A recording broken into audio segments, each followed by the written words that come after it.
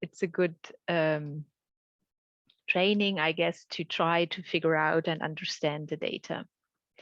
So the outline for this and the next workshop is as follows. So today I will start with some basics of science or data science. So some thoughts we can maybe discuss a little bit and share some ideas and maybe just become aware of some terms. And I'll talk a bit about variables or features, as you might then use them in machine learning. And that's basically what Tanzim described as simple data. So I'll stick to simple data here. And after we talked a bit about variables, we will look at the descriptive analysis that you should know. Not sure if we will start today with that. So we start with basics and variables, and then let's see what the time is. Maybe a bit about my background. So my name is Edda Kloppmann. I'm from Germany. I'm currently very close to Munich in the south of Germany. I have a master's degree in molecular and cellular biology. So my background is in biology, and I did my PhD in computational biology. So I computed electrostatic potentials and I analyzed protein structures, which was quite interesting and already data science in a sense. And then I went into, it's not a faculty, it's a department, the Department of Bioinformatics, and we analyzed protein sequences. And there I met Tanzim, or Tanzim and I met when she was a student.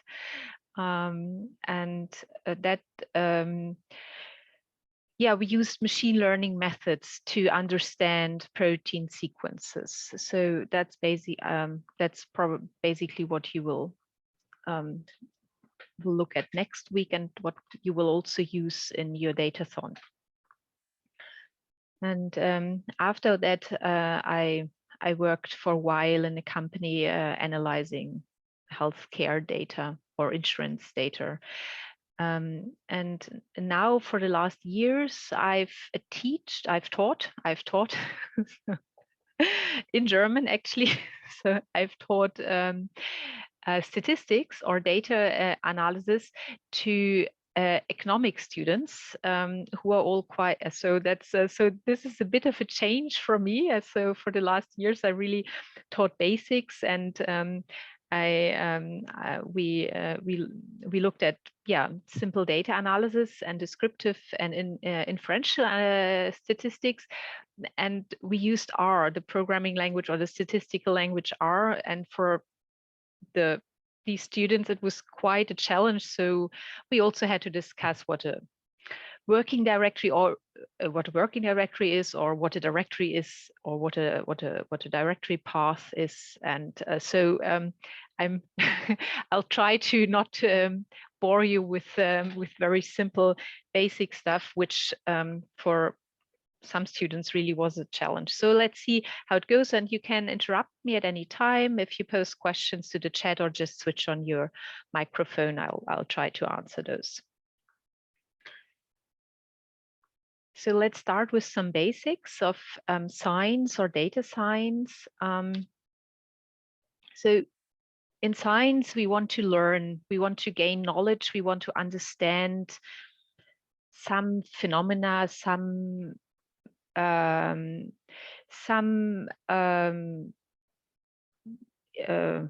do you say, the reality that we observe.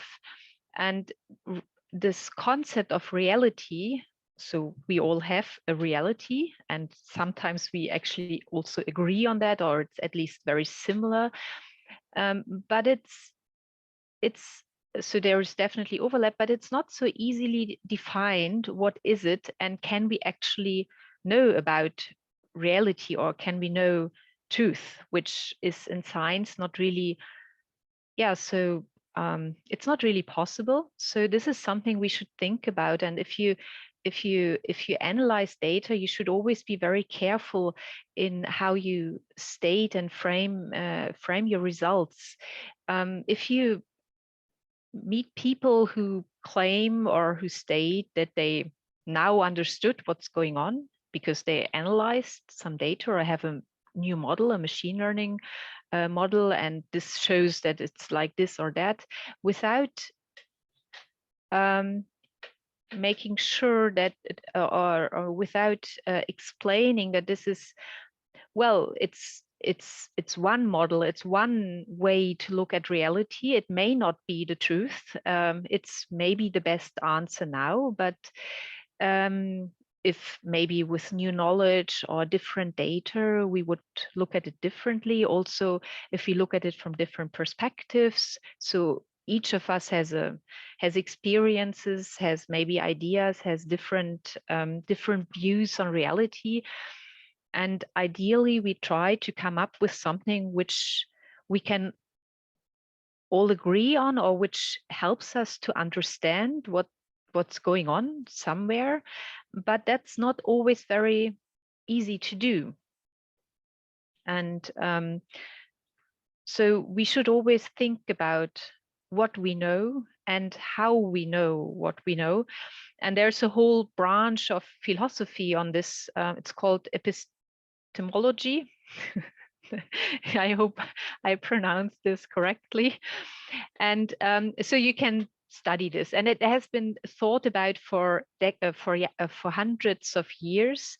And it's important to think about this, that just because we think we know the truth doesn't mean this is actually correct. And if somebody else states something differently, there may be much value to it and also a truth. So we have to be very careful in in believing we know, we understand, or we can show reality. So have you have you any thoughts on this? Maybe we can't really discuss it in depth, I think, and it's also maybe not the scope of this workshop. But I think it's a quite important point that we think about what's written here, what we know and how we know what we know.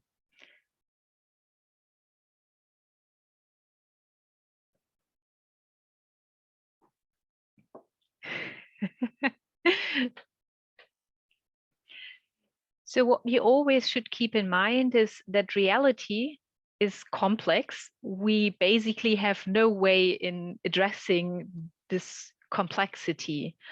So parts will always be hidden to us, or to our model, or to maybe even our team or several teams. So and it's dynamic, so it can change. So with new input, with maybe even new technology or new software, we may look at things differently. And so we should always be open to new understanding. We should never believe that this is it, we know what's going on. So be aware of this. There's a school of thought which is called critical realism. You can also read up on epistemology, which, as I said, it's a wide field, so you can spend some time there, but try to be critical, not too critical, which is also a problem. So especially in this time and age, it's always a bit difficult to tell people, young people, to never believe in anything, just be critical. So try to be try to trust in at least some things that are known, and still be aware that there can be mistakes, that there is that there's dynamic development. so also what we use also in science and data analysis, we use facts. So we know facts, but what exactly constitutes a fact? For some, well, very simple things like, let's say, we have gravity on Earth. We all can agree on this. We observe this daily. We live with this daily. So I guess there is no different opinion on this.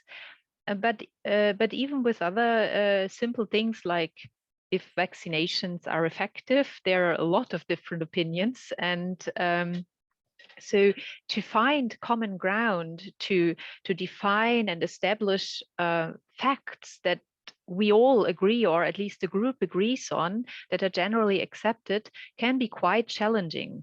And we need to be careful how to what we can for which we have evidence, what is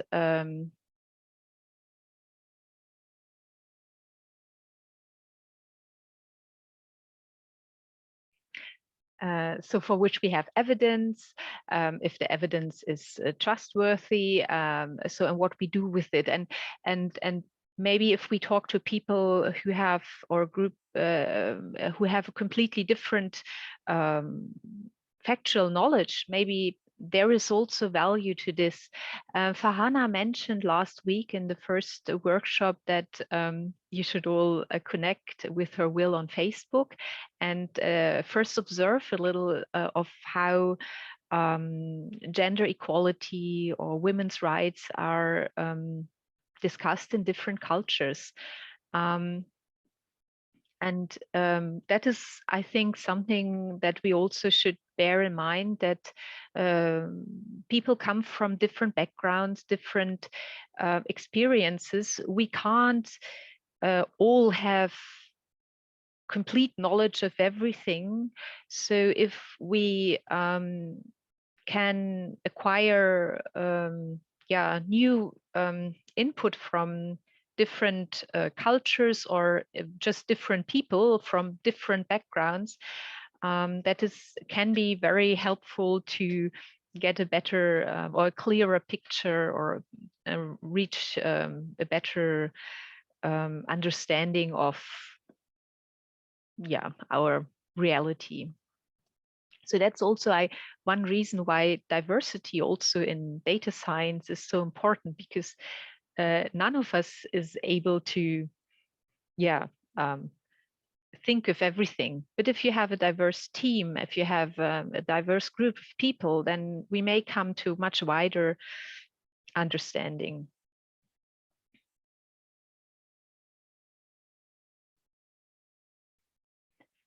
So that's just some food for thought. Do you have any comments or thoughts on that you would like to add here?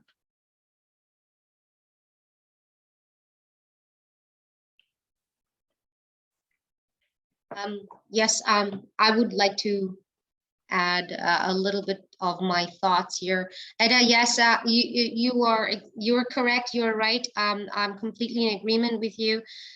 Personally, I've been reading this book, Invisible Woman, for a week. I've finished it.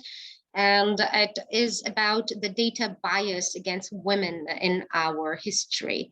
So whatever you said, it's just so much aligned with what I learned, what I read in that book.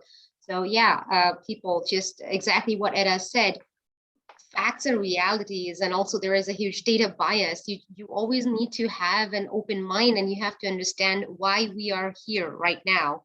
And definitely, yes, you always have to think out of the box all the time, especially when you're working with data and past data, and where that data is coming from, and which is the control group and everything. Yes, but that's what I wanted to tell. That yes, and I'm fully in agreement with you. I'll post the link. So this is the book Invisible Woman is by Caroline Criado Perez, I guess. She's British, I believe. And the book is a few years old, I think. And yeah, it's actually it's fascinating. It's also a bit scary, but how much bias is in our data.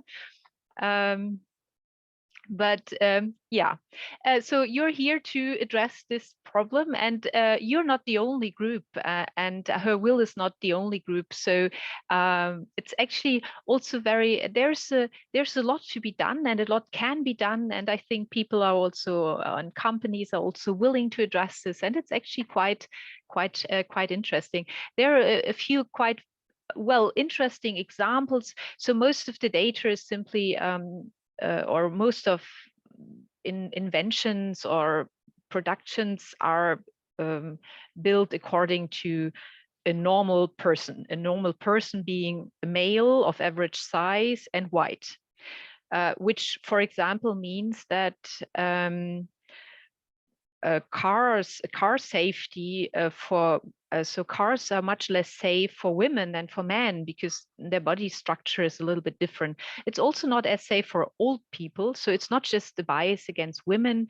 There's a bias against people of color, old women. I guess children are also not as represented. One of these, or maybe all of these, Alexa and Siri and so on and so forth, all these voice recognition thingies, they understand male voices better. So I'm not sure who suggested this. It was one of the big companies. But anyway, the bug fix for women, so that either one of these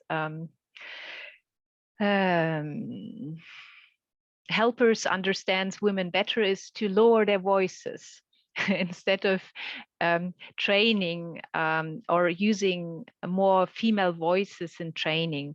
So data needs to be also collected so that considers diverse groups, diverse meaning including women or including people of color. So it's not, yeah, so but yeah, so there are a lot of interesting examples. As I said, some are a bit scary, so there's a lot to be done, and a lot of interesting opportunities are definitely there.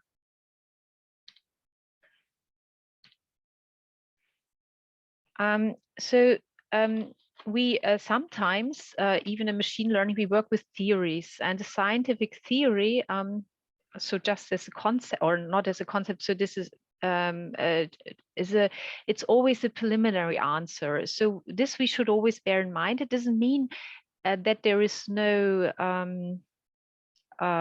knowledge there. It's not theoretical in the sense that we use in everyday's life when we say, okay, maybe theoretical, this may be true. This is not a scientific theory. A scientific theory is usually studied and analyzed and try and so there are a lot of data or research supporting a theory, often for decades or even longer. So it is a preliminary answer. We should always bear this in mind. We don't give a final answer. We don't have a final confirmation or verification.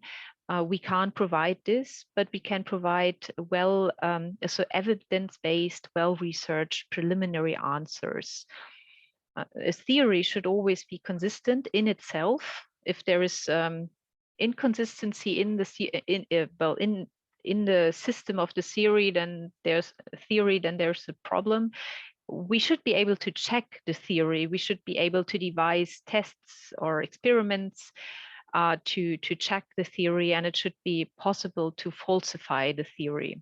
If that happens, we have to look for a better theory. Ideally, theories allow for predictions of, for example, future events or occurrences.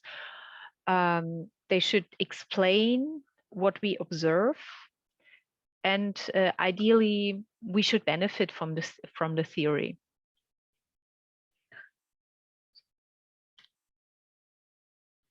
What we often use to test or check the theories are models. which you will, for example, do in machine learning next week, or in your Datathon. And well, you all know a lot of models. You probably have used a lot of models. Maybe you have built your own models already. Probably in school you have built some kind of model of something, and maybe even in the computer. Here are some quotes, or some some quotes on models, or some definition of what a model is. So models are always a simplification. So the model is never the whole reality. Then we could simply look at the whole reality, which we cannot do because it's too complex for us to observe. So there's actually one quote which I didn't put here. The best model of a cat is a cat, ideally the same cat. I should maybe put this there, which is obviously, it doesn't help us in analyzing anything if we just use what is there to test it. So what we want to do is we have some idea of what we want to understand, and then we build a model that focuses on this part of reality, or of what we observe. So on the relevant part, or relevant aspects. What is relevant depends on the question that we ask, or the question or the answer we seek. So the model should always be geared toward what we want to answer. So there is not one right model. There are usually several models that have, well, worth. So we can compare, we can try around what fits best.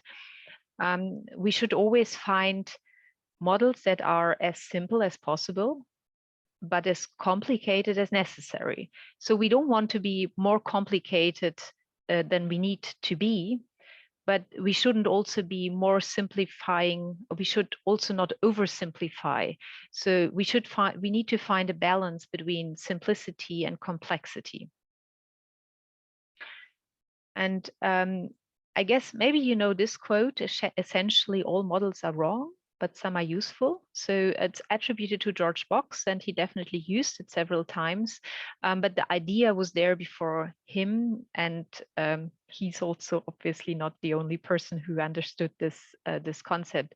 What he means, or what this quote means, is that since models are simplified on abstract representation of reality, they are not true. They are on purpose wrong, but they focus on what we are interested right now. So we should never take a model as truth, or as the only possible answer. It's one answer. It may be the best right now, but there may be a better one sometime later, or with a different algorithm or a different mathematical formula. So this we have to think about. Can we improve? And models should always be useful. Otherwise we don't need this model. Otherwise, then we could, just not use it. So what we need to ask is never, is the model true? But is this model good enough for this particular application? And can we improve this model? And how can we improve this? And which variations should we look at? So these are the questions you should ask. So if you go into your Datathon,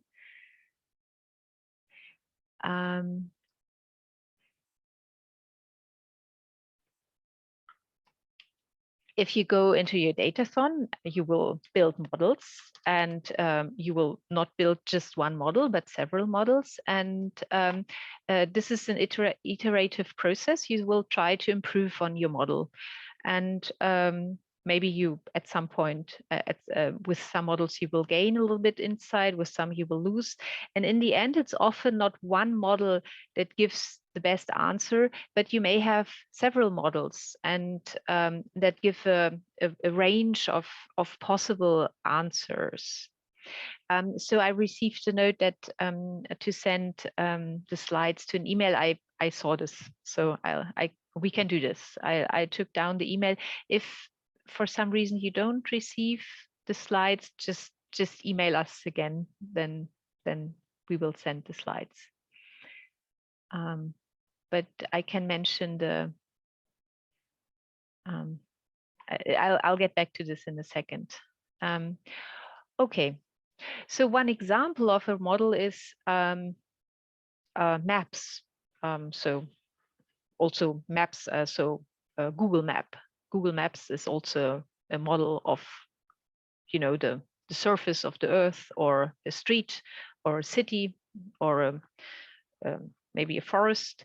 So if we want to navigate from A to B, and we build a model that is essentially the surface, then we don't gain any. This is not an advantage for us. So we use maps to understand the directions and to find our way. And the models are the sizes or the details differ depending on whether you want to travel from Bangladesh to the United States, or if you want to travel in Atlanta from one cafe to, I don't know, your apartment. So depending on the distance, you use more or less detail. So there's not one correct model of the Earth's surface of a map. But the model should always be useful for the particular purpose. And so that's something we have to think about. What do we need? What do we need to understand what we are asking? Which level of detail do we need? Which level of complexity? And can we simplify? If we so in machine learning, you will learn about overfitting. Some of you may already know. So if you fit your model too well to your data, then you may be able to very well explain the data you have available, but you may not be able to predict new data as well. So there's a trade-off between between complexity and simplification. So you have to find the balance between this. And there's never the one right answer. There's always a range of possible answers. So you should never look for the one optimal solution, but you should look for a good enough solution, or maybe several good enough solutions, and then navigate between those. Okay. So one thing, have you all been already to one of the workshops last week, or are some of you new here?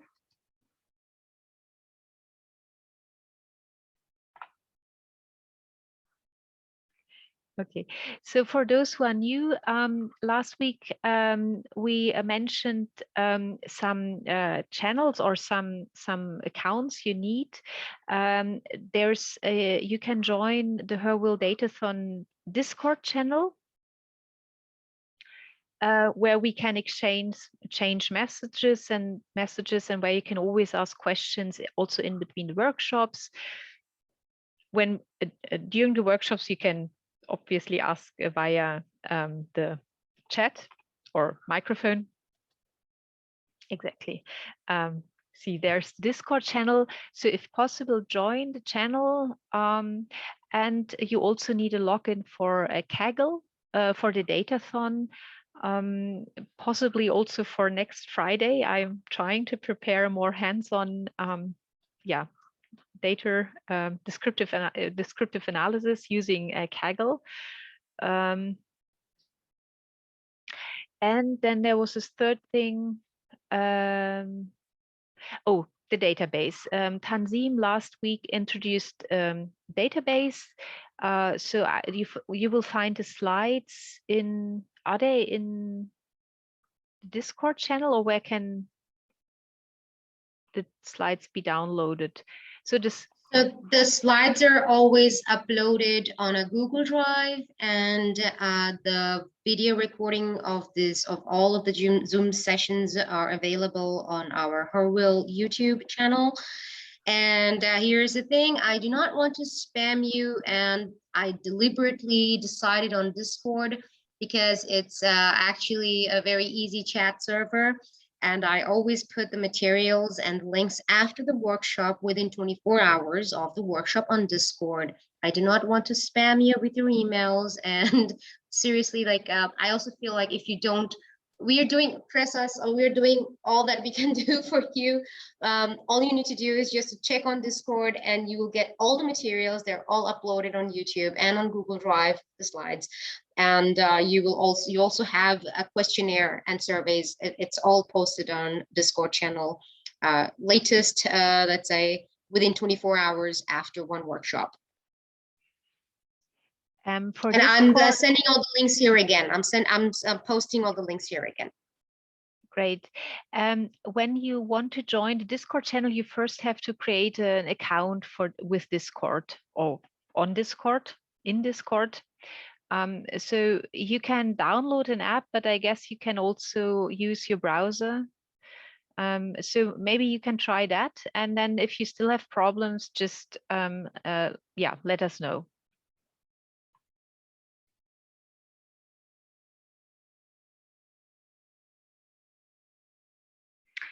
So answering the questions about details for the Datathon.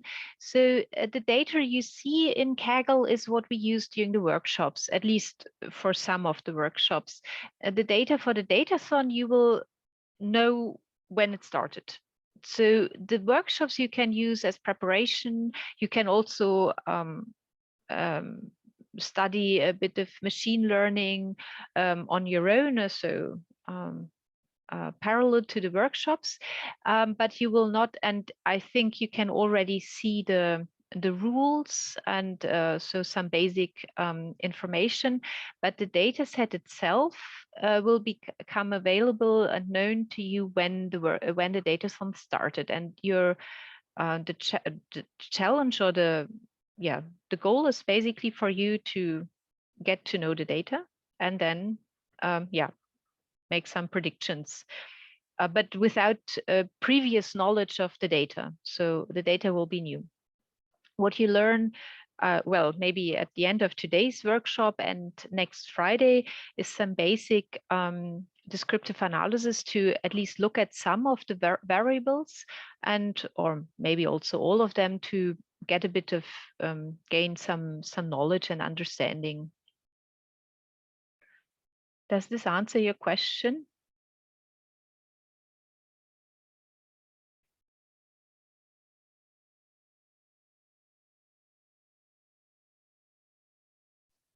I think just to clarify, I think Azra, to me, she asked this question. Obviously, there are multiple data sets because on the database, there are multiple tables. So yes, of course, there are multiple data sets. Each data set represents 1 year of World Happiness Report, and one data set represents all, like, whatever it's available.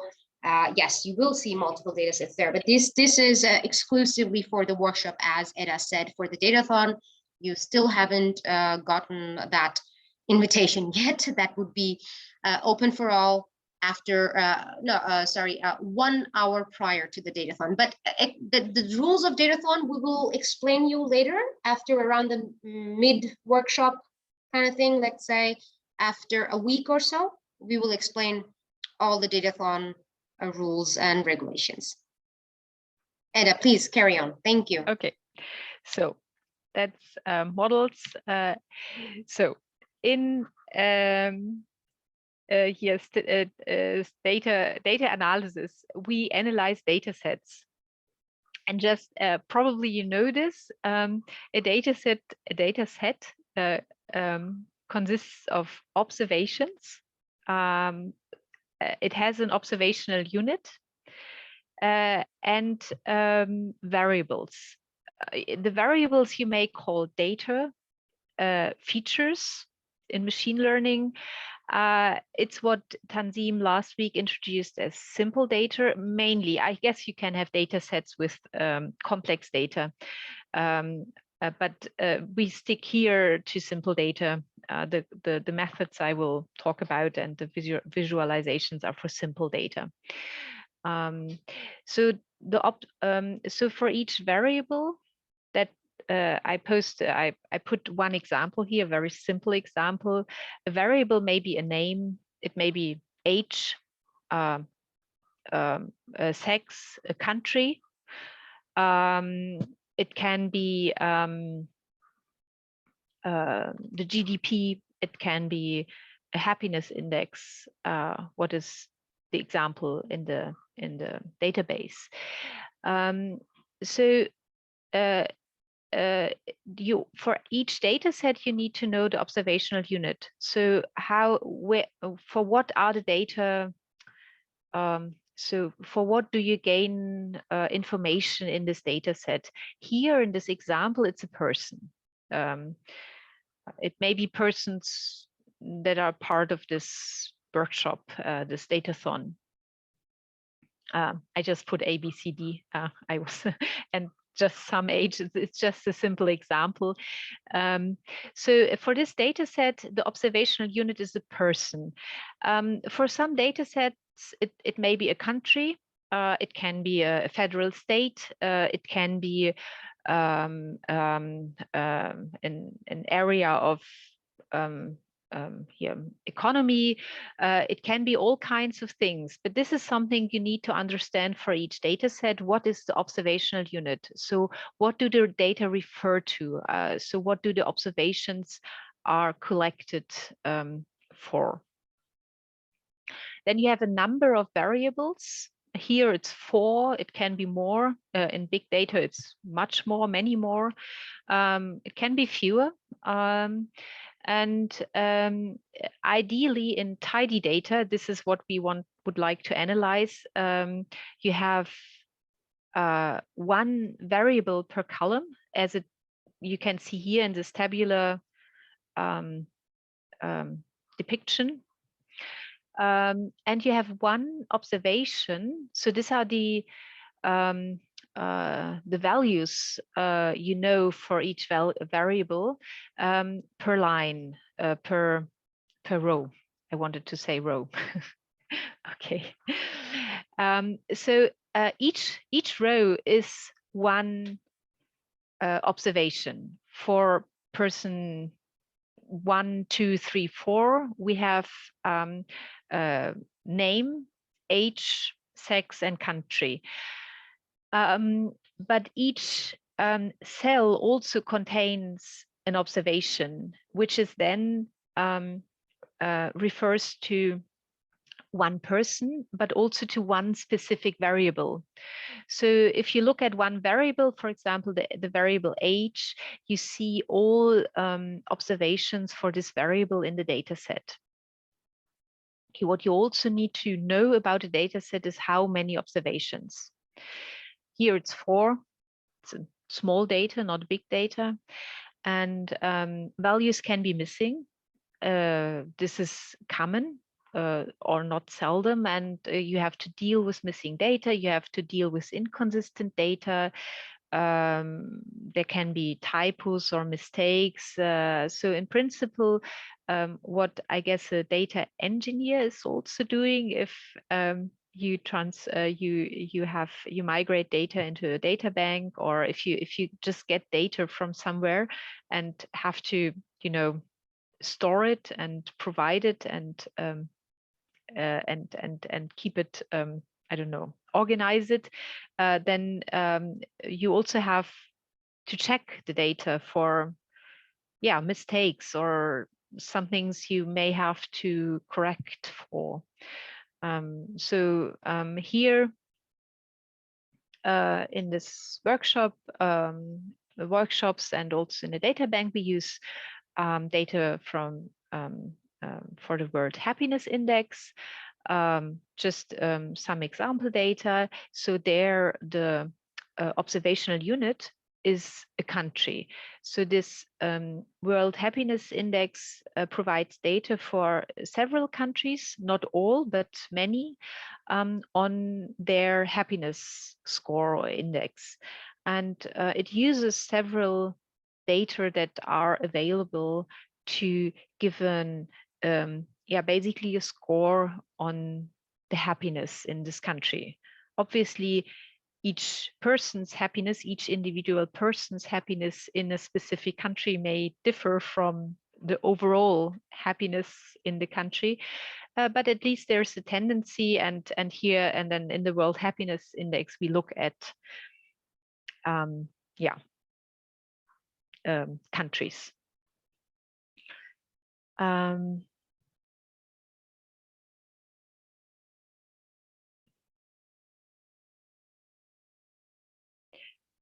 Okay, so in a data bank, the tables you have, it's basically also each one is a data set.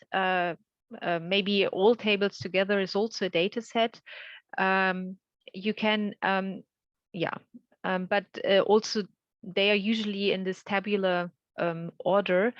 You can have different, sometimes it's helpful if you have a table of data to deviate from this so-called tidy data, where you have one observation per row, one variable per column. For example, if you have data for several years, it may be easier to depict it with to compare years. If you have year 2000, year 2021, 2001, 2021 in columns next to each other. If you maybe may want to compare the happiness in different years, so it may be easier if you write this next to each other, and then you have basically you have to consider what is a variable. If you get data like this, you have to think about what is a variable and what is an observation. If you, for example, have several years next to each other, then the year itself is an observation, a category. Whereas the variable would be year, but this variable is not explicitly stated anymore in the data set. If you want to analyze it, it's often then necessary to convert this back to this form of tidy data where you have one variable per column and one observation per row, sometimes called long data. So you can have long data, and wide data would be where you have different categories next to each other of the same variable. There are other reasons to do this. For example, I don't know, if you want to compare different age groups. What can also happen is that you have one row where you have observations regarding regarding all persons, and then you have several rows where you look at only certain age groups. So then you have basically some data, there's some overlap. So and that is a little bit harder to order, but this is something you need to think about. If you receive data, if you see data, how is it ordered? You have to figure out what are the variables and what are the observations and how are they ordered. Can you analyze it like that, or will you have is some data then redundant?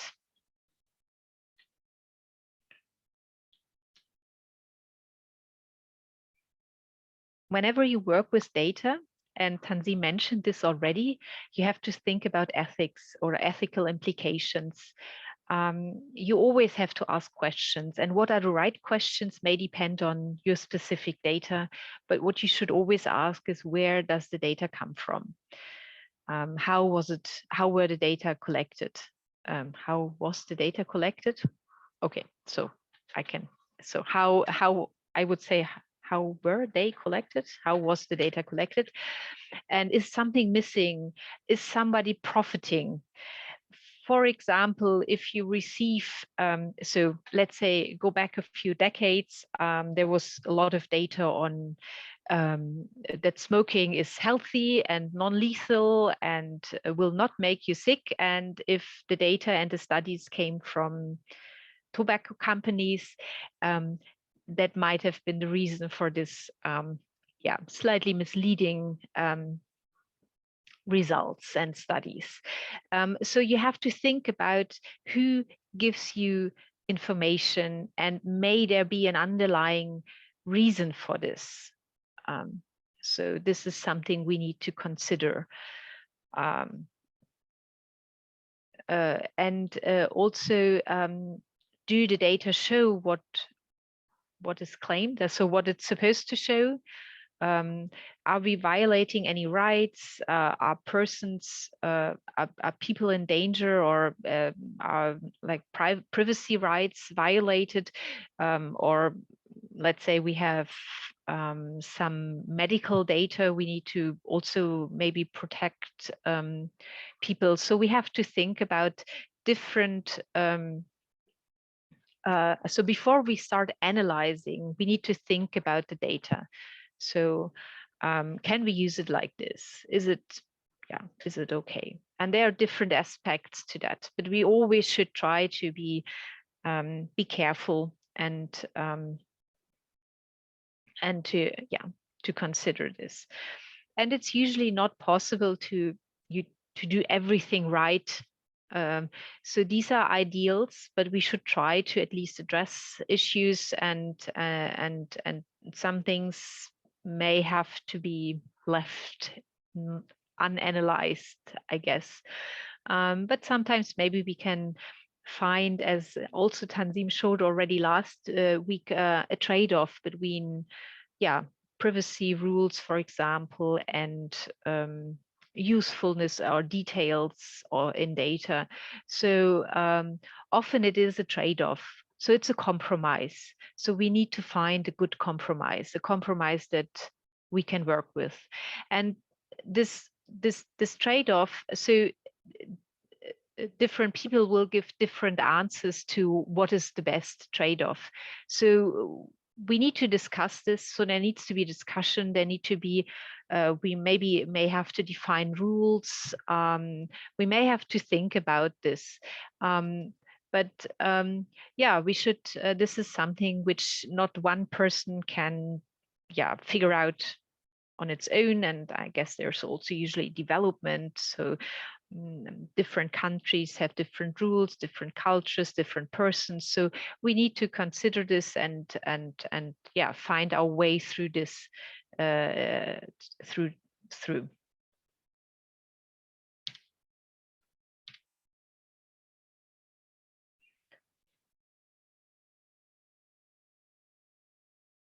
Also, so this is a bit so it goes hand in hand with the ethical aspects. So with the so we need to consider quality criteria. One is these ethical aspects, but we also need to consider transparency. So for example, is the data collection documented? Is it comprehensible? Is it reproducible? It may not always be reproducible. I mean, sometimes you just have this one chance and that's it. But at least it would be very useful if it's then well documented and comprehensible. And if we analyze data, this also applies to if you write code, it should ideally also be reproducible. It should also be comprehensible, and a good documentation is always helpful, not just in data science or computer science, but if you work in any kind of company and you have processes, the better they are documented, the better they are comprehensible, the better they're comprehensible, the easier it is to, for everybody to work together. So many of these quality criteria are not just applicable to data science or data analysis. so the data collection, also where data comes from, but also the analysis should be objective, ideally. But none of us is objective. I mean, we are subjects, so we are persons, so we can't be objective in all aspects. But we can aim to be, we can try to be, and there are also I mean, this idea is obviously not new. So there are different ways to ensure that we are as objective as possible. And this is also something you need to consider, whether, yeah, if there are, if there's something to be improved.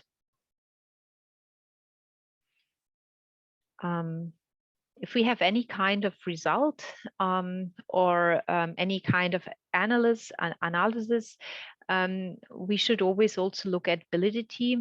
So are there any other explanations possible for this outcome? Have we overlooked something? Have we measured what we aim to measure? Have we observed what we think we have observed? Or have we looked at a completely different aspect?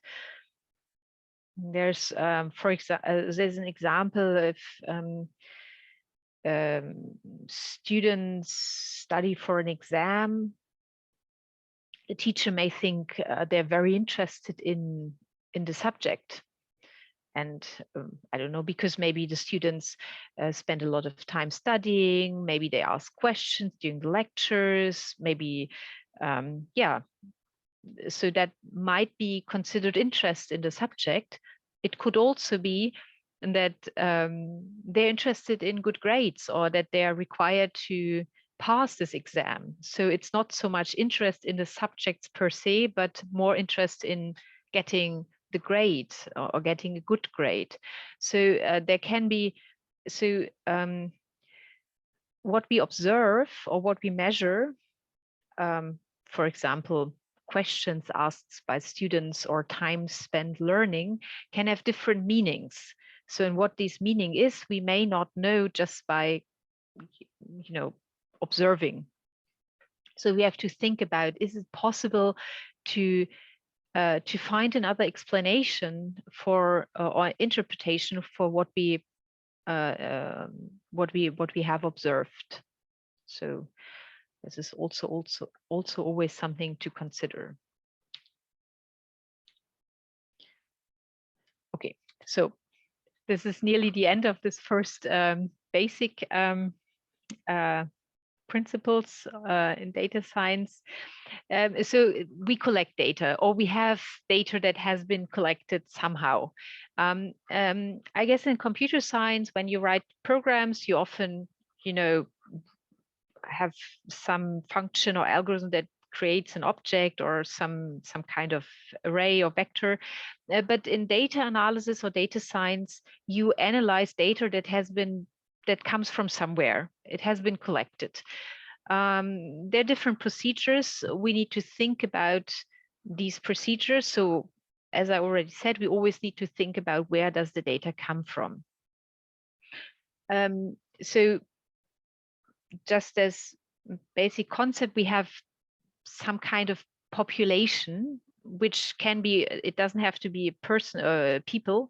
It can be, for example, all countries of the world, or all ships in the Atlantic Oceans.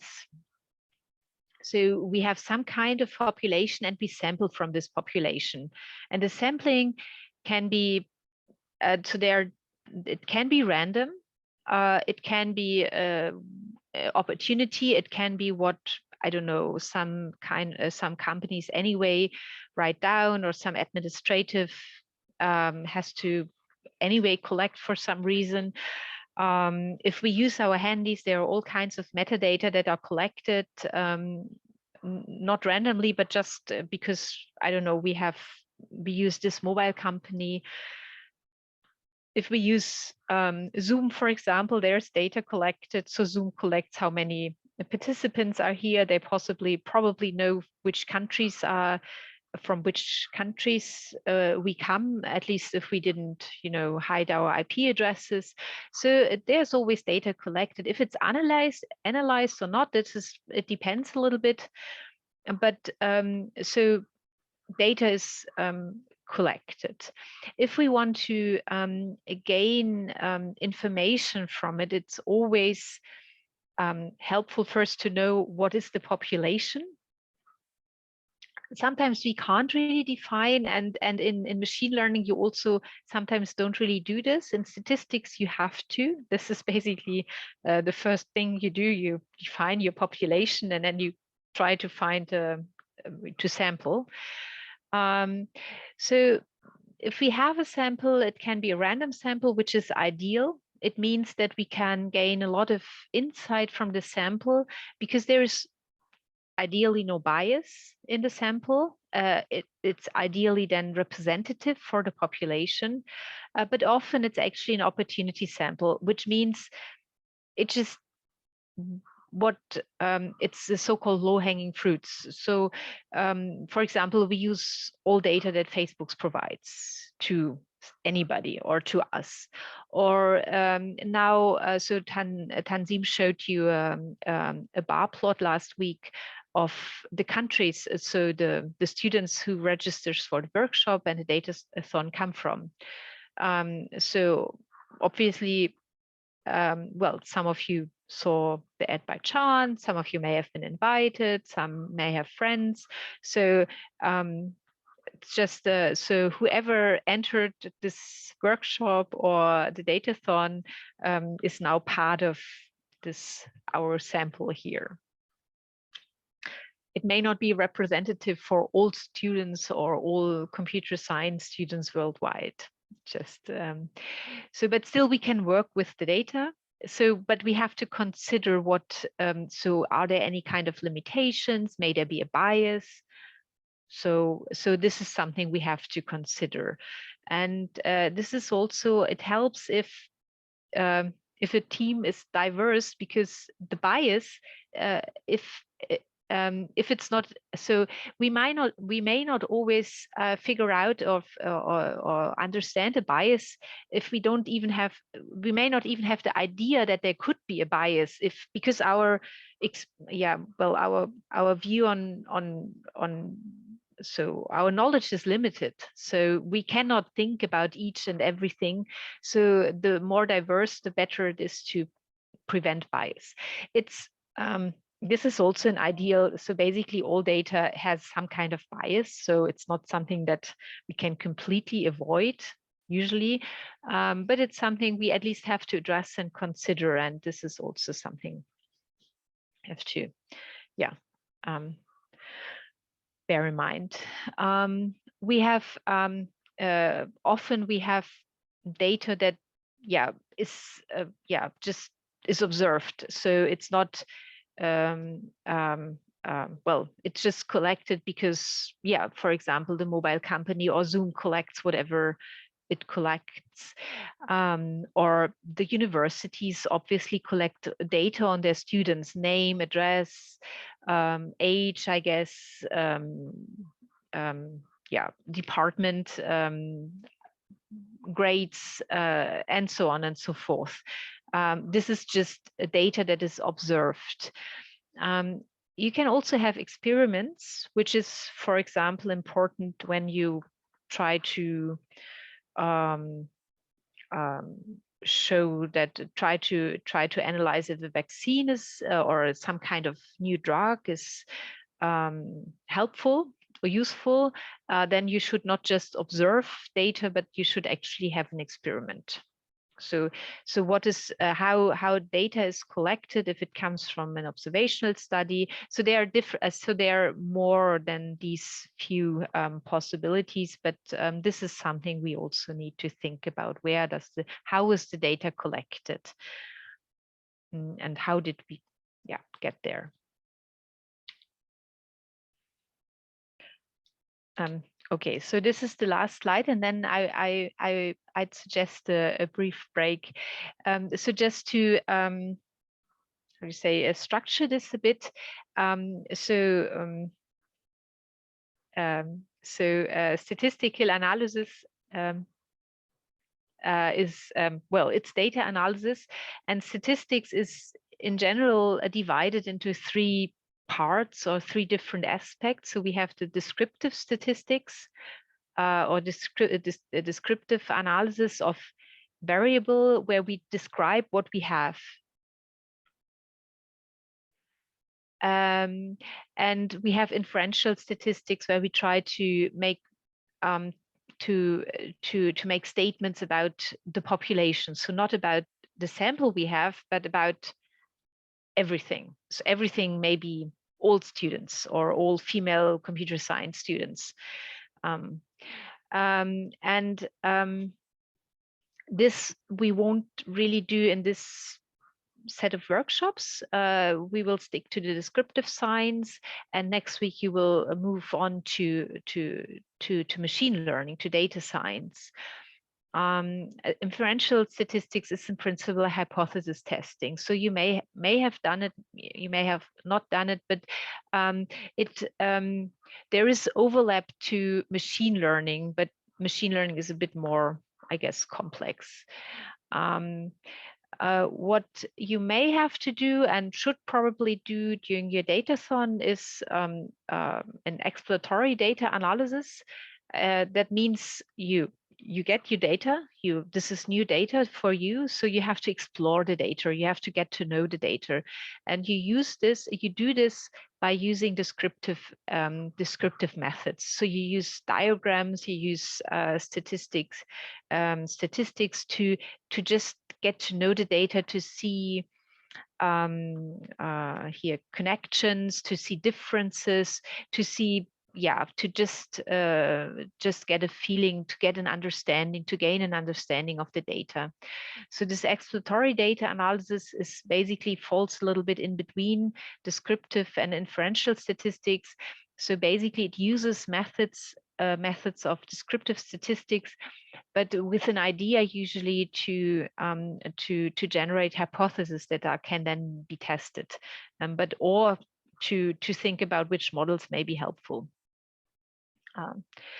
Here's a question: if we have 5 points when we collect data, so you, at least in this Datathon or workshops, you won't collect data. I'm not sure, maybe I'm not even sure if you will ever collect data. I guess maybe, but what 5 points you have to think about, this is not enough, I guess, or at least it's not well structured. So it depends on what you have to think about when you collect data, depends on basically your question and what you're asking. So either you have an observational study or an experiment, so you can, for example, then skip one of these points, and then you have to think about what kind of data this is, and there may be different questions you ask depending on the data or how you collect it. But this is then something you should probably research a little bit more in depth. There's a lot of experience and information on that. So if you ever have the task to collect data, then it's a good idea to take some time to research what you have to think about, and where you may have to be careful, and what you have to consider to have a good data, to have good data. Okay, I think we could all use a break, and then I have a few more slides on variables, actually, or features or data. So if you have any questions now, you're welcome to ask, and otherwise I'd say we meet again in maybe 7 minutes. Would that be okay for you?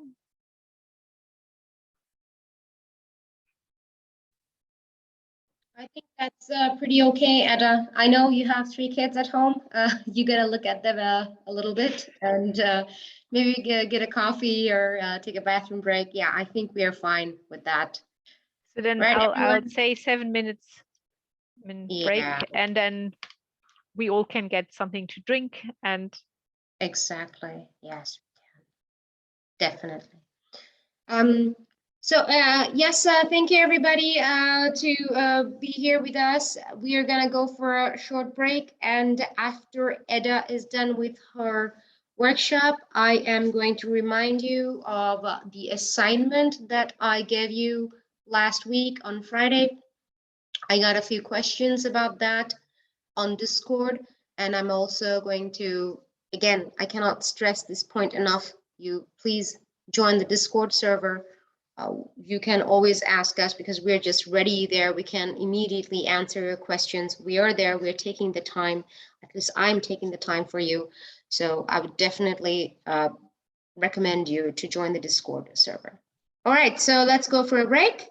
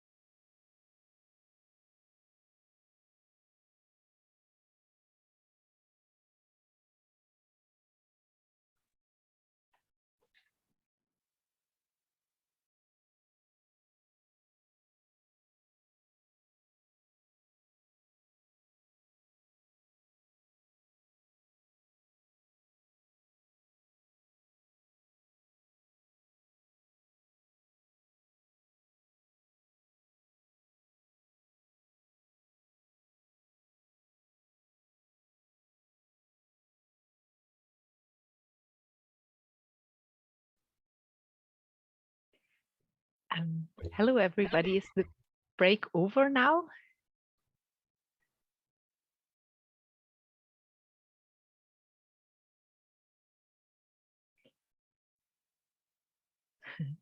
Okay, there's a question if we can enable closed captioning. Not sure. I do we know what this is? Does Herr Will know? Tanzim, maybe? Could you explain? I don't know if I know what this is.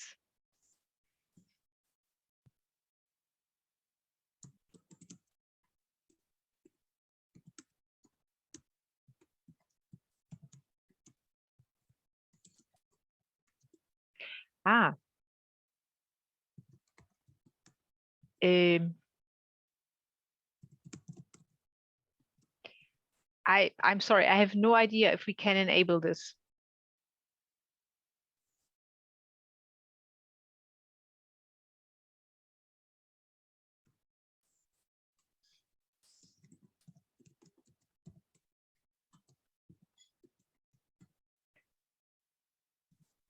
Well, this is also a live session, so subtitling would mean that basically there is, I don't know if voice recognition works that well that it's possible, but I guess maybe it is, but not sure if Zoom has, or maybe it has. I actually don't know. Okay, then do we need the tiger, the dog picture? Can I switch back to the presentation?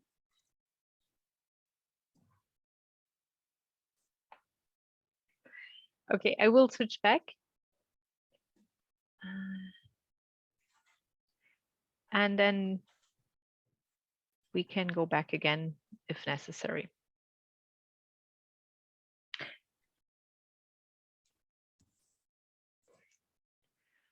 Okay. So here are some, in the next few slides, just very few slides, we will talk about variables or simple data, as Tanzim already introduced last week. It's part of it is a repetition. Maybe I can focus on a few different aspects, but you will certainly recognize some of this, or you have heard some of this. So variables, I call them variables. In machine learning, it's more common to call them features. It's also simply data or simple data. So there are different terms to, so there are different terms, and there are several concepts or things that have different terms that are applied regularly, especially if you maybe move from one field into the next. So bear this in mind, that you may know what people are talking about just under a different name. So variables basically, so the values are observations, or they have measurements. And for measurements or observations, it's ideal if we consider accuracy, objectivity, reliability, and validity. So accurate data is always useful, and it should be all these quality criteria should be met, but all these are ideals and we cannot meet them perfectly. I mean, it's basically never possible. So we always have to consider that it's so we should strive for all of these, for accuracy, for objectivity, for reliability, and for validity, but we cannot really achieve it 100%. So we should consider this. And so that measurements always have limitations. So there's always variance in data. The variance may be, I mean, just inherent to the data. For example, we don't all have the same age or the same place of.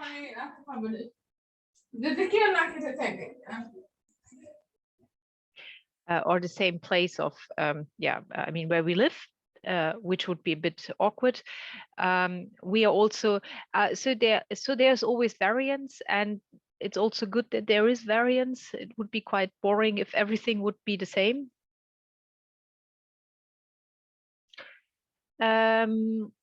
But there is also variance that comes from maybe mistakes in measuring, or there can be noise in the data. So we have to consider if the variance is basically part of the data, or if it comes from something else, or if we can maybe also remove it, or so that we should think about it. What can be possible reasons for variance? We should also always think about bias. In the chat, there is a question if it's psychometric measurements. Well, measurements, basically everything is. So whenever you have values for variables, it's a measurement. So you can actually measure with, so I guess in psychometric measurements, you can use well, a watch, a clock, or you can use a scale for weights or for length.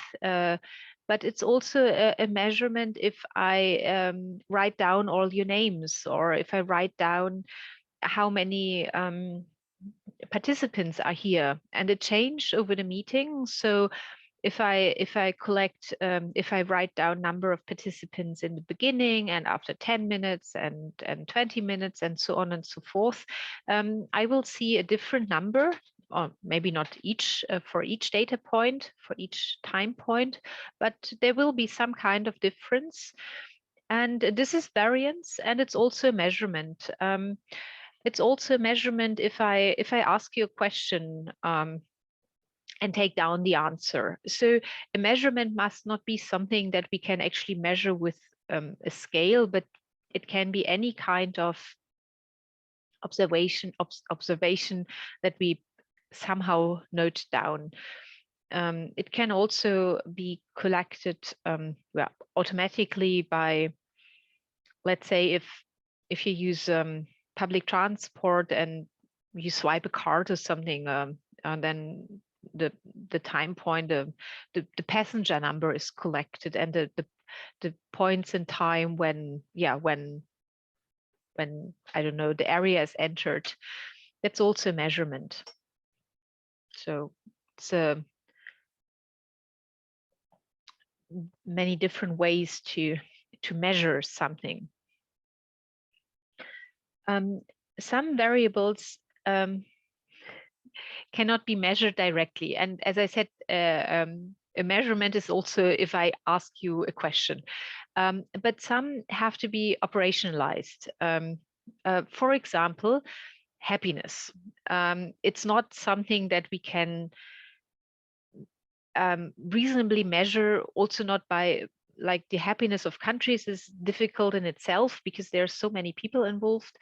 But even if I ask all of you, like, how happy are you, or are you happy, and I get yes and no answers, or I get answers on the scale of, I don't know, 1 to 5, it's very inexact. So this is not a good measurement of how happy are you.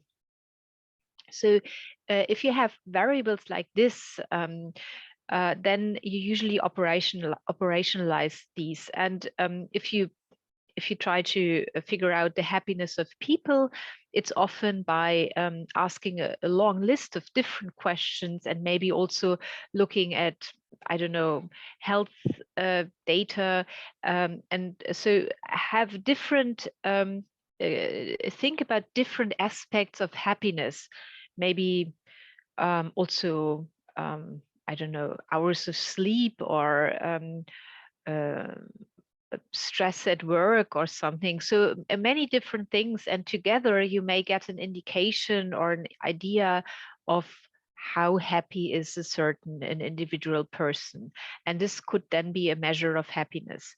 So the World Happiness Index in the data set that you have in your database, or will have in your database if you repeat the, well, if you load it into the database now, this is an index that measures the happiness of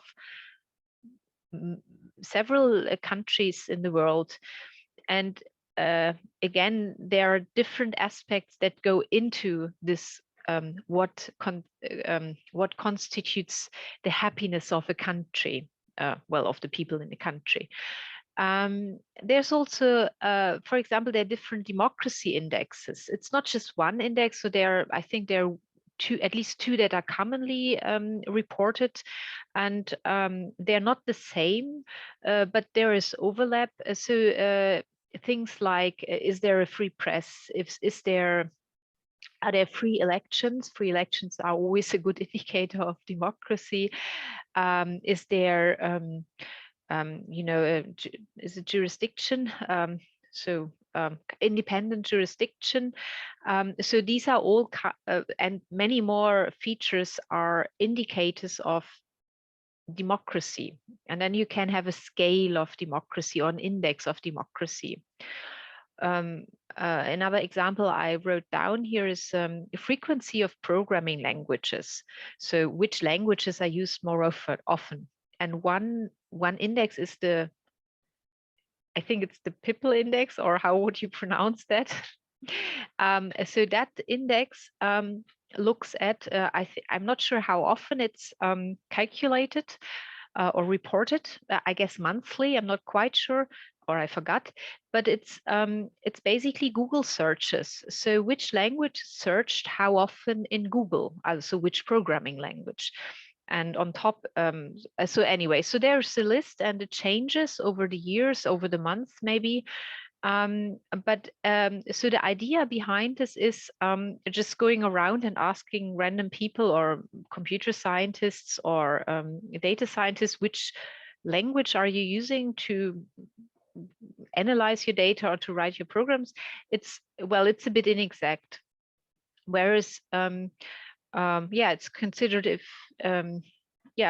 how many questions are asked about the questions, how many Google searches are about a language gives you an indication of how wildly this language is used. So it's an index. It's not perfect, but it gives a good indication, or it's one indication. There are different ways to consider this. There's, for example, or the idea. So at least one index that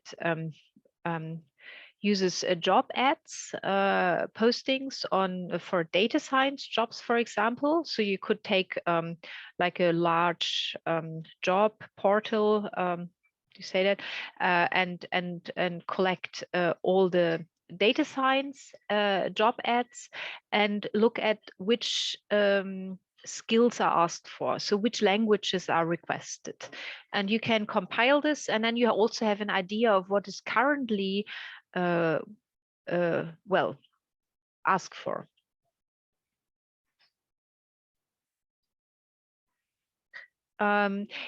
So that's things that are not directly measurable, but can be made measurable by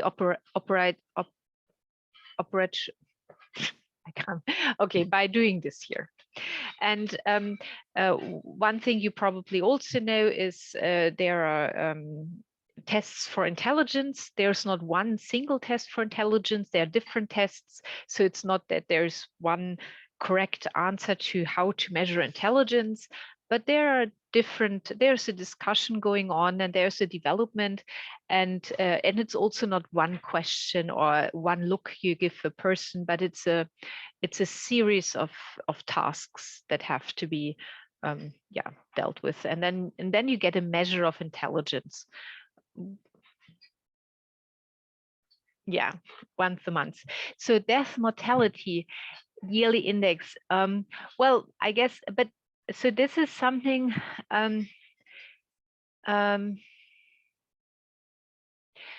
So death and mortality rates, this is actually something that is basically directly measurable. It's reported, so it may not be reported every day, but it's also not just a number that is published once a year. So there is, I think, for most countries there is a yearly report on this, on the development, but there's also a more detailed look at it, and this is, well, this is something that is indeed counted. So it may not, the reason for death may not be in all cases known, and obviously, I mean, sometimes it may not be known who died and who didn't, but so far and wide, so if a person dies, there has to be a account of it. So you inform the authorities. You have to bury the person. There is, I don't know, maybe accounts to be closed, and so there is this is just the number you collect. So there's it's reported. Yeah. So if you have variables measured somehow, for example, also happiness, then you have them, you have them in a data set. You can have them in a data bank, you can get a table, you can get a CSV file, you can get even an Excel table. You can get all kinds of different files, but somehow you have data documented somewhere. You can also, I don't know, get them directly out of social media accounts, for example. Each variable has a scale of measure and or level of measurement. And Tanzim mentioned this last week. So she talked about nominal data, ordinal data, and did you say metric? I forgot.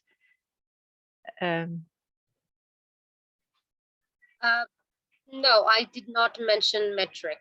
Yes, no, I only discussed the data types and the L norms, the Euclidean norm, Hamming distance, Manhattan distance, complex and compound data type. No metrics though. Okay, so the level of measurement is something that is basically belongs, it describes a variable. And then you have in a computer or in a programming language, you have data types that often are related to the level of measurement. At least it should be fitting or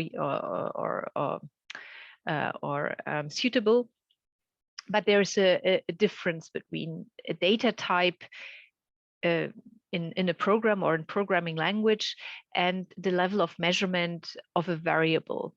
So for each variable, you need to know the level of measurement, or at least it's very helpful because it helps you decide which methods you can use. Also in machine learning, so which algorithms you can apply to a certain outcome variable if you understand the level of measurement. And in statistics, you usually you divide variables in categorical variables and quantitative variables. So this is the usual distinction for simple data. And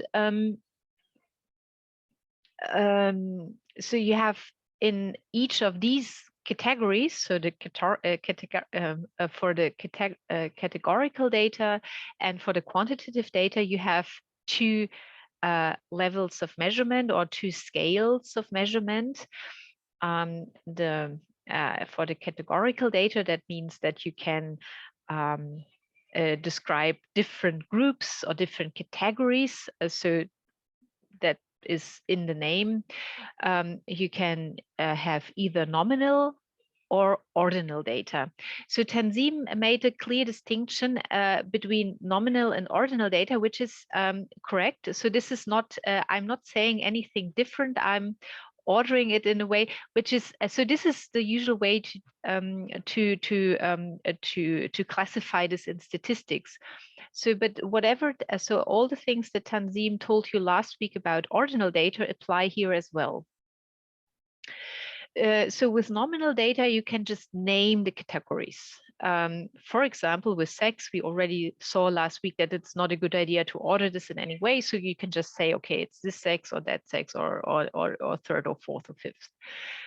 I'm not sure how many Facebook now have. Or let's say place, how do you say, location, or which department or which university. And these are all nominal data, or even which blood type. It's an information, and you have either this blood type or another one, so you can't have two, or at least it's, I guess. So usually you have one blood type, you have one location, you have one department. Well, maybe you can have more than one department, but these are nominal data, so you can name the category. With ordinal data, you can have a natural order, so a reasonable order. So somehow you order the data. For example, all rankings are ordinal data. If you have a ranking of different universities, if you have a ranking of, for example, in the Olympics, you have the ranking of the of the competitors, and so the distance between each rank may be different, so it can be small or large, but the order is basically a natural order. And then with the quantitative scales, you have actual values, quantitative values, and you can calculate. You can do calculation, mathematical calculations. This is only possible with quantitative data. And there you have the so-called interval scale or the interval data, where you have comparable intervals between values. So a unit of 1 always means a unit of 1, or 10 always is a 10. Whereas, and in the ratio scale, you also have a, how do you say, a 0. So 0 means 0. So there's a natural 0 that occurs. This is, for example, the case if you have income. So hopefully all of us have income. You have an absolute 0, and maybe none of us has 0 income. But you can always compare to the 0. 0 income means there is no income, so you can have a comparison. Or blood pressure. All of us obviously have some kind of blood pressure, which is good, maybe high, maybe low, maybe normal. And normal is also a definition, obviously, which depends, for example, on age and sex and many different things. What can be considered normal. So there's the norm, there's a range. But anyway, so we have a blood pressure, but we can compare to 0 blood pressure, which is possible. So these are the scales, so the level of measurements, that if we analyze variables, this is basically, I guess it's the second thing we think about. So first we receive data, and we get a definition, so a short description. So so we get a variable name, and often this is too short to understand what's behind this variable. So we need a short description. And then the second thing we think about is, which level of measurement does this variable have? And it's basically the 4 you have to consider. So here you see a depiction of the different scales. Starting here with the nominal scale, where you can say a value either belongs into category A, B, or C, but there is no order behind it. And the only thing you can say here is how often does a certain category occur? So you can compare frequencies. relative or absolute. So you can say which is most often, or which is most frequent, or which is least frequent, or somewhere in the middle. So you can compare frequencies, but you can't order. There is no other statistics you can compute. With the ordinal scale, you have a natural order. So you can say A is smaller than B, smaller than C. So A is also smaller than C. And if you have more, then obviously you have more. So you have an order. So here in red, you see so a feature gain. So with each scale, you gain a feature, at least one. So here you gain an order. So you can say something is larger than something else or smaller than something else. You still can give frequencies. You can say which category is, how frequent is each category, but you can also say in which order these occur. But these are still both considered categorical data. You can't calculate with ordinal data, not in the sense that you can have mathematical operations. But you can, all the values of ordinal data you can put in a natural order, as Tenzin also explained last week. So these two scales, the interval and the ratio. So I will remove the German here and put the English term. So these two scales, these are the quantitative scales. So here you can actually calculate or use, calculations. You can compute, for example, the mean or the standard deviation. So you can compute statistics. You still have an order. So the values are ordered by size or by value. You also can say in which range, for example, can you find the most values, where can you find no values or only very few observations. So you can still compare areas in terms of frequency. And whenever you have a quantitative variable, you can always categorize a variable. So if you say you don't want to deal with any quantitative values, you can, for example, in terms of I don't know, number of students per course, you can say, okay, there are small course. Instead of writing down the exact number of students per course which are registered for a certain course, you can say, okay, there are small courses which have less than 10 students or 10 or less students. Then we have medium-sized courses which have more than 10 but less than, let's say, 50 students. And then you have large courses which can have more than 100 students. So more than 50 and several hundred students. So whenever you have a quantitative level of measurement, you can, so to speak, downsize to either an ordinal scale or even a nominal scale. You can, for example, say, is in this course or not for each student. That is also an information you could gain from that. So, but here with the interval, you can compare differences. You can compare intervals. And with the ratio scale, you have this absolute zero, which means zero. And so actually most quantitative variable are are on the ratio scale. So for the interval scale, I can think about temperature in degrees Celsius and Fahrenheit, where the zero is set to, I think, freezing of ice in both cases, but it's arbitrary. I mean, it's probably very useful for us, but 0 degree Fahrenheit or Celsius doesn't mean zero temperature or zero warmth. There's an absolute temperature scale. It's the Kelvin scale. So that has a zero temperature, which we cannot reach, which is fortunate because that would be the end of all time. So all movement, all atomic movement even, so that would be the end of everything.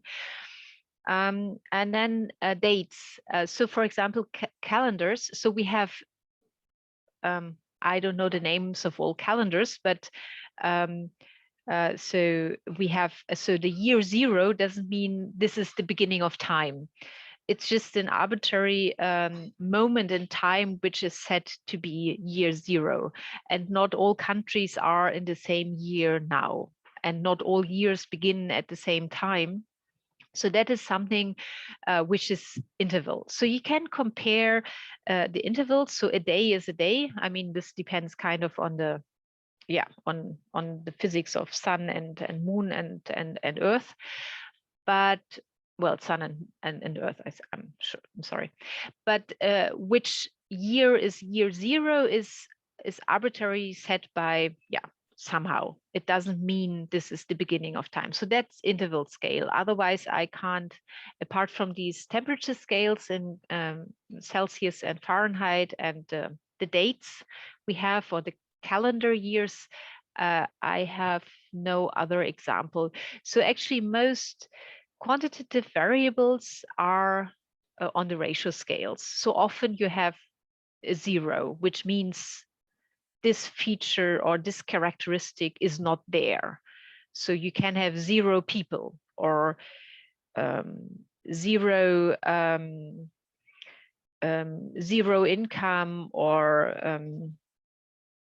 yeah. So, and so with each level, as I said, you gain equality. Well, so the operations that are possible, I noted down here. With nominal data, you can say is equal or is not equal or unequal. With ordinal data, in addition to saying it's equal or it's not, it's unequal, you can say it's smaller or it's larger. With the interval scale, in addition well, also to smaller and larger, you can also add or subtract. So you can actually do calculations. With the ratio scale, since you always can, you can always put it in a ratio to 0, you can also multiply and divide. So you can have ratios. So these are the different levels of measurements that you should be aware of.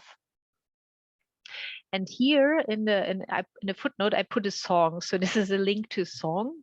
The text explains these measurements beautifully. I'm not sure if you like the music itself. On this website, you can find other songs which are very, well, they explain different concepts very well. The music, so the music style differs a little bit, and it may be too much for you to bear, but you can try and look at these, and it may be fun.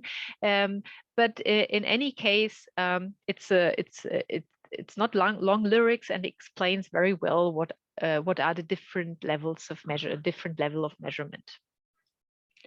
So that is the end of my talk today. Thank you for your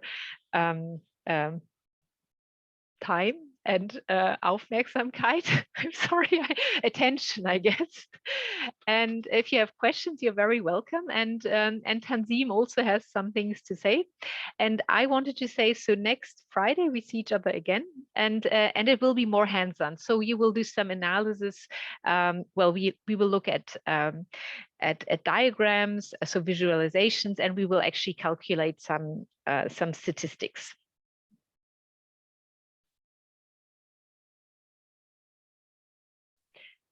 Thank you so much, Eda. Thank you so much. Yeah. So what am I gonna do?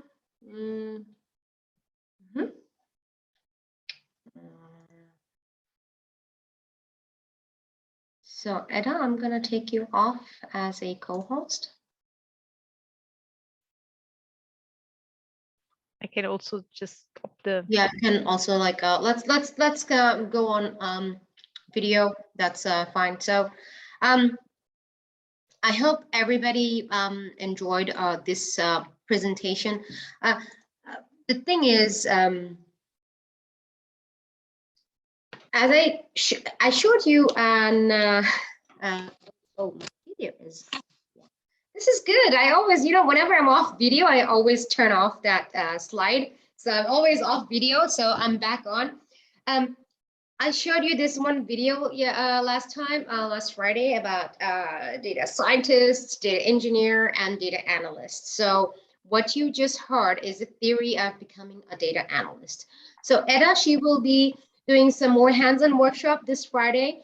A Datathon, so you have to understand one thing. This workshop, what we're doing is completely online, open for all and for free. And we are no trained trainers, something like that. We don't have certifications by Coursera or Udacity. All we're doing is we have our experience in the academia, we have our experience in our professions, and we're just sharing our knowledge with you. The Datathon, I will tell you a bit more about that. So these workshops are supposed to prepare you for the Datathon. I know there might be some experts here. For the experts, I would be glad to hear about your feedback, how we can do it better. Maybe next year we can invite you as a trainer.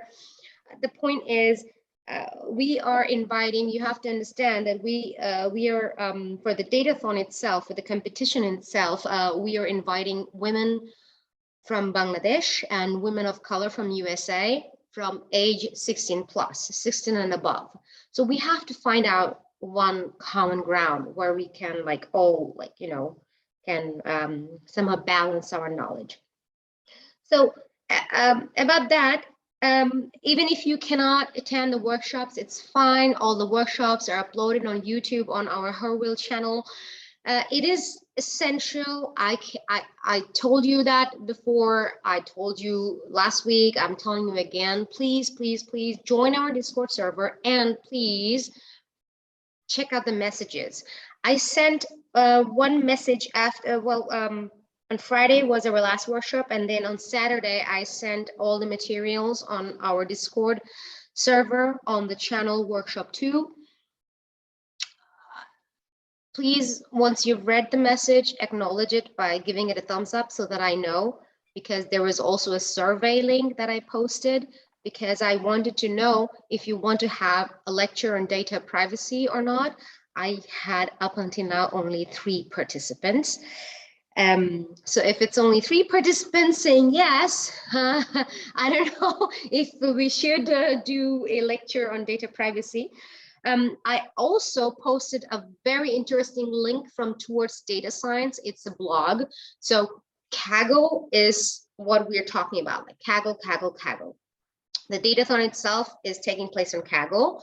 This is the most popular and renowned platform for machine learning in the world. So you need that. And the other thing is, Towards Data Science, it's a very important and helpful blog. So I posted a link from Towards Data Science about numerical and categorical data, what I explained on Friday and what Edda also talked about today. The thing is, you have on medical science, as for example, you have numerical values, you have some test reports. So you have a threshold. If it's beyond that, then you have a disease or you don't have a disease. So the disease itself is a categorical data. So the numerical data is deciding whether you are belonging to one category or not. So this is important to understand, that numerical data can also impact, it usually impacts a categorical data. Is a country happy? Yes or no? But what are those numbers and data defining or deciding whether you are happy or not? Happiness is a category, yes or no? But the data, which is predicting if you're happy or not, or which is like analyzing if you're happy or not, those are numerical. You have to understand that. And descriptive analysis is extremely important, because for our Datathon, we have model the Datathon in a way so that you get to understand, get to apply all three parts of, let's say, data science in a conventional manner. You have to apply data analytics, you have to apply data engineering, and you have to apply data science. If you go to a company, they have their own definition of data science or data engineering or data analytics, but we are combining all three. For the Datathon, after the Datathon, let's say after the submission, we will ask for a report from every team, and the report will include a part of data descriptive analysis, which is what a data analyst does. And obviously, after the descriptive analysis, you go into data engineering, and then you go to data science and machine learning and prediction stuff and modeling and everything. So we are combining everything in that. Why is Discord important? Again, the Datathon is open for all, yes, but we will only allow teams including 3 to 5 women. And we have opened this Discord server so that you can also chat with each other. You can also just say like, hey, I'm looking for a team. So this Friday, after Eda's descriptive analysis part 2 lecture, you should understand that we're already in the middle of our workshop, so we will have another 2 weeks to go, and immediately after that we're starting the Datathon. So the next 2 weeks you should be actively engaged to finding your teammates. That's crucial. Yes, and the assignment, I had some questions, personal messages on Discord. The question was about the assignment that I told you about on Friday. Whoever has got access to the database, the same data, the same tables are uploaded on Kaggle, the same things in CSV file. So the database, this is important for you because in next Friday, not this Friday, on April 15th, I am going to show you about feature engineering. So this will be important for the feature engineering. I really would want to, want you to get prepared a little bit before we go into that. So what I mean is we have World Happiness Report. There are 5 files from 2015 or 6, 2015, 16, 17, 18, 19, 20, 21, 5 or 6. I can't say that on top of my head. And then there is one big data set, like not big, let's say a bigger data set. It comprises all the data about world happiness indexes or reports of lots of countries, not all countries, from 2008. What you need to do is you need to find out which countries are common or not common in all the data sets. And you will find some columns, let's call them features, in all the data sets. Which features can you take? If a feature is available for a country for all years, but for some countries they're not there, so you put a null in there. This information isn't available. What you need to do is create one consolidated table out of all this data. All of the data set that we've provided, the World Happiness Report, all years, that's one file, and also the name of the table on the database, which has like information since 2009. You need to find out which is how many data point you can collect in one table. In some cases, you will see that even if the column name is the same, the measurement, the unit, it might not be the same. You can see that, okay, one column, I can see in one file, in one column, I'm not saying which column, it's your task to find out. In one column, you'll see something like a value between 0 to 1. But the same column in a different file, you will find a value between 1 to 100. We have provided you the links about the explanation of each data set. So you need to go back and find out the definition and understand what they mean. Just because the blood pressure says it's 0 to 10, the thing is, it doesn't exist, because if your blood pressure is 0 to 10, you're dead eventually. I'm sorry to interrupt, but can you please show us using 2 tables from there or some other tables so that we can understand what to do? When it's like overwhelming, so many things are there. So just little. So many things. Well, I would really love to show you. But we are already at the end of our workshop. So Tanzim, maybe you can whenever you can. Friday. Whenever you can. Maybe you can take. Maybe you can do Friday, 15 minutes or 20 minutes. Yes. In the beginning. Yes, so maybe we start with that on Friday, or maybe, I don't know. I saw maybe that more people came on like after the first hour. So maybe in the middle, so that most.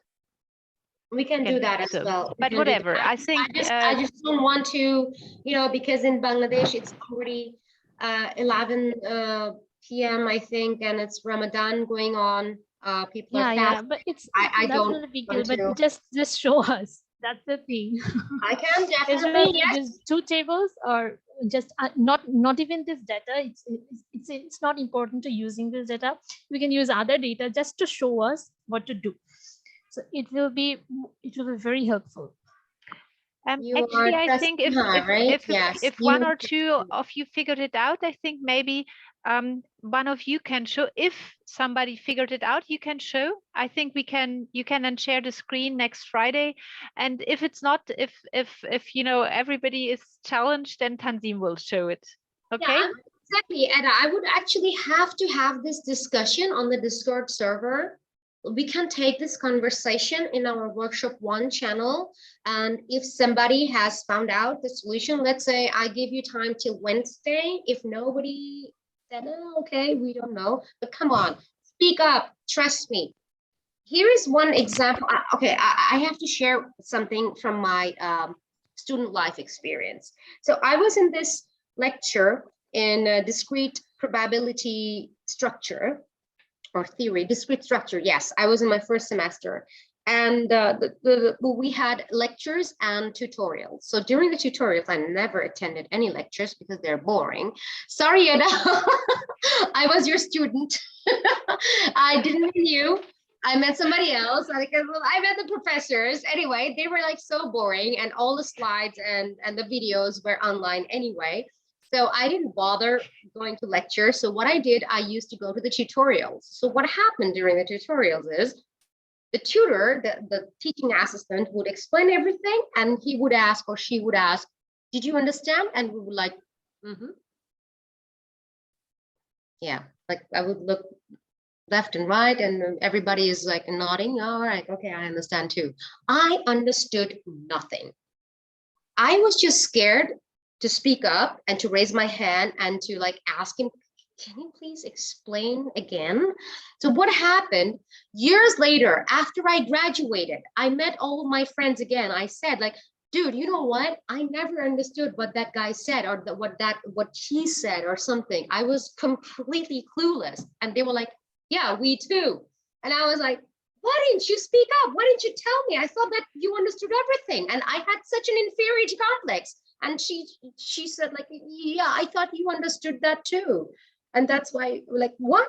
Yeah. So forget this. If you have any questions, anything at all, this is a complete judgment-free area. It's a safe space in that Discord server. Just ask out. And if anybody like, bullies you or like says, haha, you didn't understand that, but I did, trust me, I'm going to take action against that. So it would be great. I'll give you 2 days time. If anybody found out the solution, please share this, because the whole workshop has got, well, this data set and these lessons are important, but this data set is not related to the Datathon data set at all. You will have a completely different data set for the Datathon.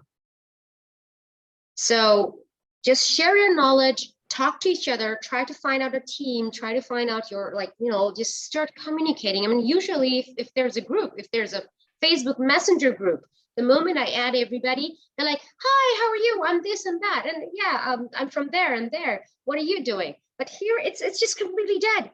And on that survey about do you want to have a lecture on data privacy, I had only 3 participants. This is okay, disappointing. This is disappointing. So just be a little bit active. I understand we all have our life, our education, our career, our kids, our family. But just like whenever like you have some time, just say something and do something, and it would be so great. But no worries. By Wednesday, if you still don't have anything, I will post something after Wednesday. And if that doesn't help you, you remember on workshop 1 channel, I sent you screenshots how to connect to the database one by one, like step by step. I will try to do that on Discord.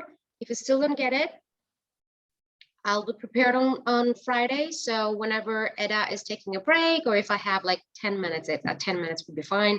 In between, I can show you what I'm expecting from you. And yeah, that's all I wanted to say. Let's see, there's someone on the chat, a question or something.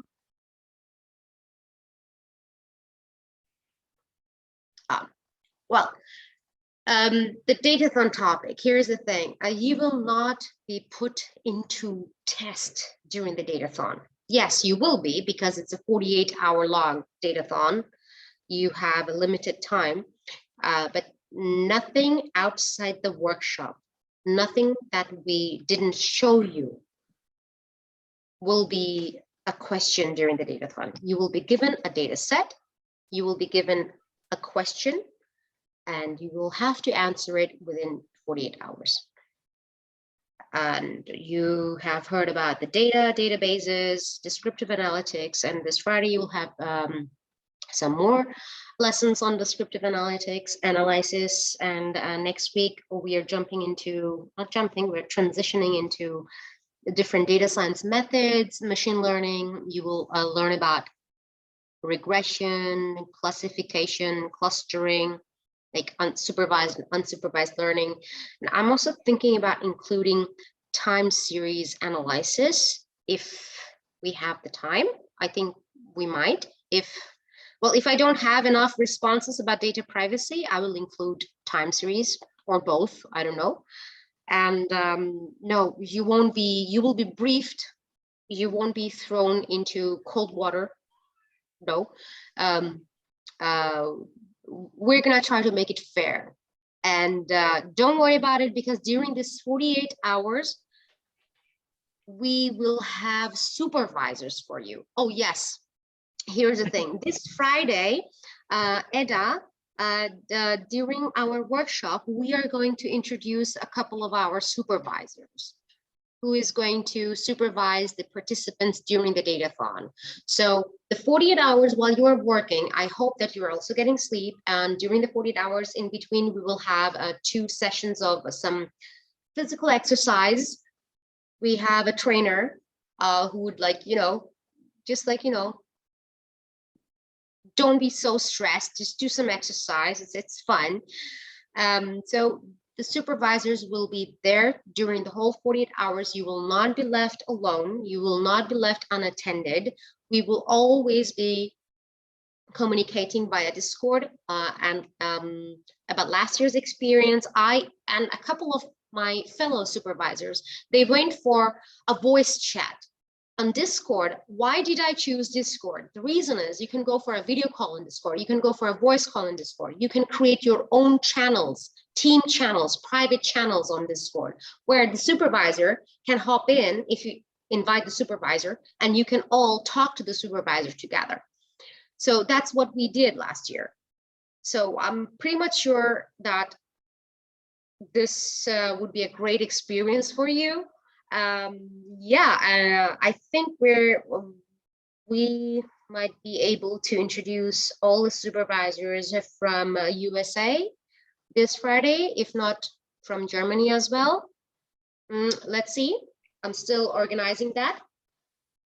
we will be taking care of you during the 48 hours. Don't The worry about that. supervisors will not sleep at all. No. I myself, I didn't sleep for 48 hours and I didn't take shower. My friend was feeding me pizza. And then after 48 hours, she was like, Tanzim, you stink. You stink like hell. Go take a shower. Just remember not to ask any question to Tanzim after 40 hours of Datathon. You won't get a sensible answer anymore. Yeah, probably. But we have, I will be there all the time, but the supervisors, they will not be there during like completely 48 hours long. We have a roster. We have supervisors from Bangladesh, Germany, USA, so from different time zones. So we are going to distribute all the 48 hours by, I think we have 11, 12 supervisors. So like each of them, at least one supervisor will be online every time, all the time. Mahjibin, she rose her hand. Yeah, Assalamualaikum Apu. I have a question. Yes, please. Yes, that is, if we will you guys make a team for us, or we have to make our team own No, in the data? what we suggest is that you make your own team yourself. Okay, so here's the thing. Since it is open for all, 16 plus, everybody can join in. So if the supervisors or the trainers, or if I see, since I'm the main organizer of this Datathon, if I see that, okay, there are 5 women, 5 PhD women in data science in one team, I will try to break them up. What I would like to have is a team with a balance. Okay, that worked pretty well last year, and I'm going to follow the same rule this year as well. But I would always like to give you the liberty first to get your own team members, to create your own team. That works the best, in my opinion. Okay. Yeah, does that answer your question, Mahjibin? Yes. Thank you, Apu. Angie asked a question, what kind of certification do you recommend to pursue after this workshop? Well, that's a difficult question. I mean, I'm still pursuing lots of certifications, but we can definitely talk about it after the Datathon. What you can do, you can always add me on LinkedIn.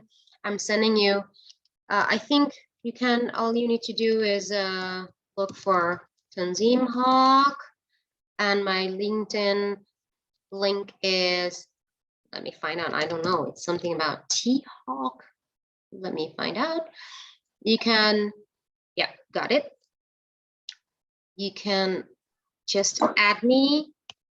So after the Datathon, we will not forget you. We're not going to just leave you there alone. We will be in touch. So whichever question you have, you can always ask me. So certifications, I myself did some more certifications just because it's so cool to have a certification. But trust me, for my job or for any kind of accomplishment that I did, I never needed a certification. It's just professionally, if you're applying for a job, maybe your competitors, they have a couple of more certifications than you do, but what does a certification mean? So we are going into a very much philosophical discussion. Let's not do it right now. So I would be glad to talk to you about this after the Datathon. We can also take it privately, and we can also have a common seminar of mentoring. We can do that where we just like answer all your questions. So yeah, you're most welcome, Angie. So if that's that, I would like to close the session.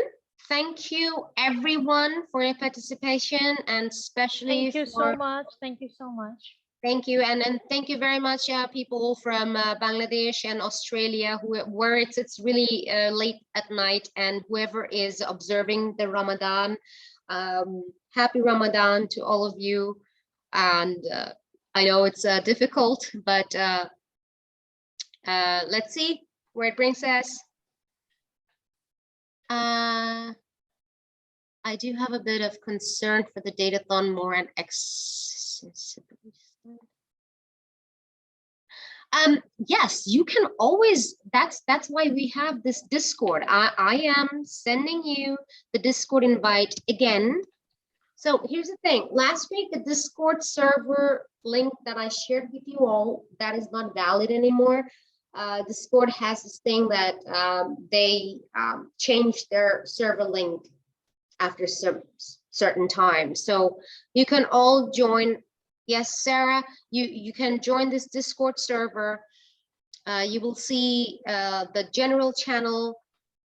You can see the workshop 1, workshop 2, and also workshop 3. So Edda, it would be great if you just send me your slides right away, then I'll upload it on Google Drive. And as soon as the Zoom cloud has uploaded the video, I'll download it and upload it again on YouTube, and I will send the links to you on workshop 3 channel.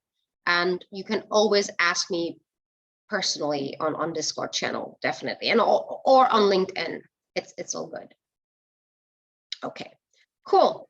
Then let's call it a night or a day, wherever you are. Thank you so much, everybody. Thank you, Edda.